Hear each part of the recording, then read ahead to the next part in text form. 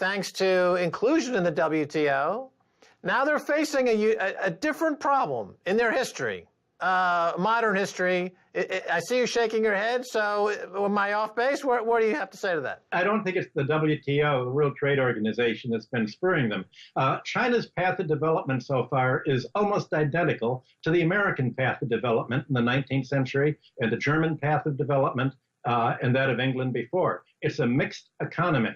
And the key to its mixed economy is the government takes control of the infrastructure and provides basic infrastructure services like education, roads, transportation, either freely or at a loss. It's the low-cost infrastructure that made America so competitive in the late 19th century and early 20th century.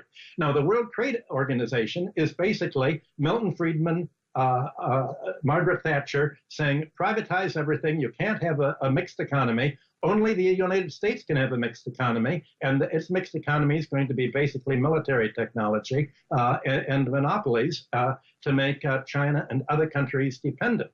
So China has no intention of letting America dismantle its mixed economy. And right now you have the ideological attack from Washington saying, you've got to privatize your schools so that your students will have to take on a student debt just like Americans. And you have to privatize your education so you can have as rotten and expensive transportation system as London. And you can just essentially commit economic suicide. Won't you please do that and join the West? And China has no intent.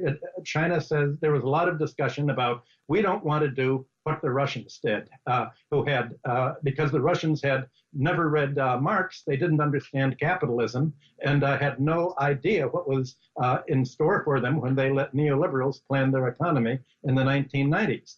China has maintained a mixed economy with the public sector. So it's going to continue to do this. And as you can see with the fight over IT technology right now, it wants to be free of America's ability to create a technology monopoly to make it dependent. So you're having this tension, political tension there of wanting to sort of avoid having a military conflict with the United States, Libya style or Russia style, while it's still trying to maintain the export markets to get enough money to buy the technology and the raw materials that it needs to continue growing. I didn't send... Right. Let me jump in here, because you did say, though, that the government has come down on corruption, which in turn has decreased the GDP growth, which has then inspired the government to go to the private sector and invite privatization. And you're saying, of course, then you're just privatizing the corruption. I get that. So, but why wouldn't you then make the next step and say that they have a political and philosophical, ideological problem here because they've not experienced a wholesale collapse, not since the 1930s maybe, has there been a huge collapse in China. And so how are they going to, if the people are in revolt and they have a history of revolting, I mean, how are they going to calm folks? It's a trick question, Max. The slower the GDP growth, the faster the economy grows, because the GDP is a fake measure. The GDP doesn't measure growth. It measures how all the growth in America of GDP since 2008 has been the banking sector, the fire sector, finance, insurance, and real estate. It's a fictitious growth in the West. China has avoided fictitious growth, and it's pursued the kind of growth that doesn't show up in GDP, namely low-cost services provided by government investment that isn't counted in the GDP.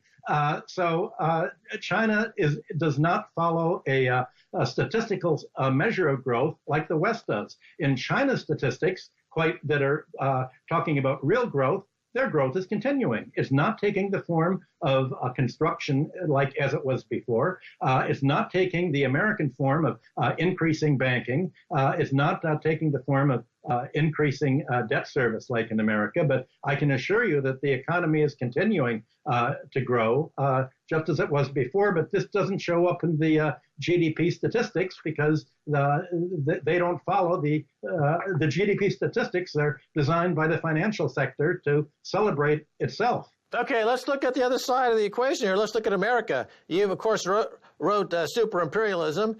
Many say that the U.S. empire is on its last legs. We've got a study out that top 10% of Americans are the new aristocracy, controlling huge, vast sums of wealth. Life expectancy in America is down. Infant mortality is up. Student debt's over $1.5 trillion. You know, it looks bad. We only have about a minute, but how would you characterize the American empire at the moment? Fighting desperately to keep its control over other countries and to try to say that all the growth of other countries has to be paid to the United States. It's trying to do this by replacing the old kind of colonialism with a monopoly trade. It wants to monopolize all the high technology, all the finance, everything that other countries need for essentials in its own hands so that it can siphon off their growth to itself. And other countries are breaking away. China's breaking away. Russia doesn't know which way it's going to go. And we're seeing the tensions play out in Europe right now.